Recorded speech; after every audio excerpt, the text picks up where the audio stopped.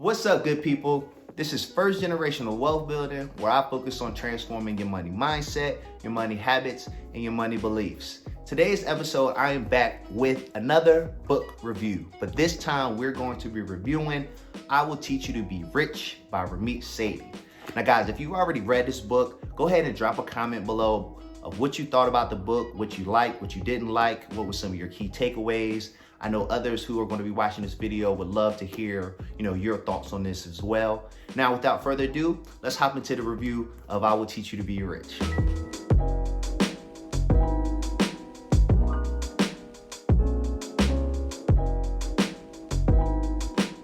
So what is I Will Teach You to Be Rich all about? It's a personal finance book that has a 6-week program that's going to help you transform from not knowing anything about personal finance to where you a well-oiled automated machine. So if automation is your thing, this is definitely the book for you.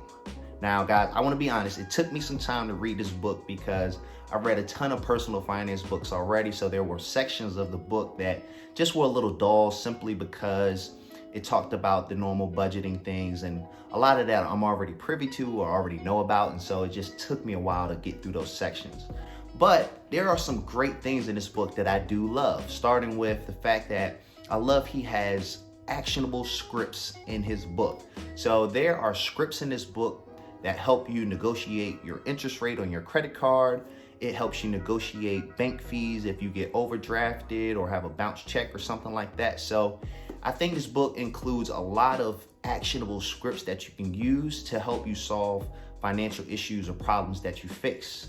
Another thing that I like about this book is the message that he preaches is that you should be able to spend lavishly on the things you love, but you have to cut mercilessly on the things you don't love. So what does that mean? Basically, if I love to travel, then I should be able to spend, $5,000, $10,000 on travel a year.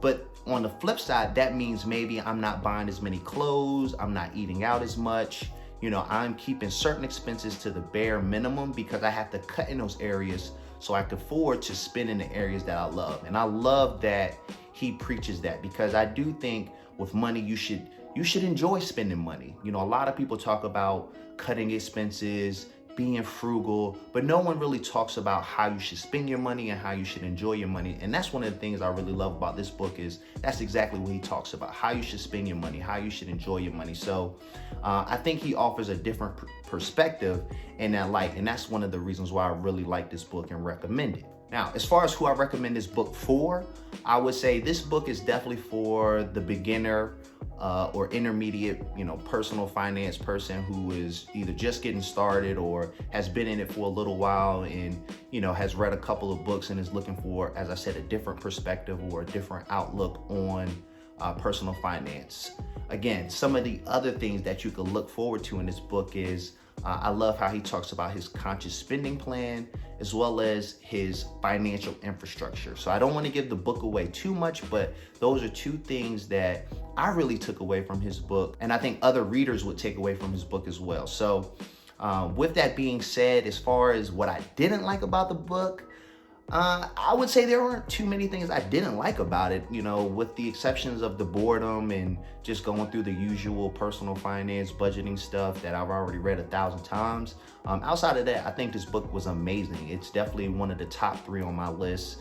It really helped me and just shed light in a different way on how I could be spending differently, how I could be looking at my budget differently. And so, this is definitely a book that I have at the top of my list. So I hope I gave you guys enough information and enough of a review that it makes you want to go pick up this book and read it. Now, I'm not getting any type of kickback or anything from Ramit, so this isn't like me trying to sell you on this book. I just think that, personally, it's a book that you would want to read, having your, personal finance book stash, and again, it's a great way to improve your financial IQ. So if you like this video, I would love it if you press that like button, as well as don't forget to press that little red button to subscribe to my channel. And guys, you know the phrase, until next week, stay blessed and peace out.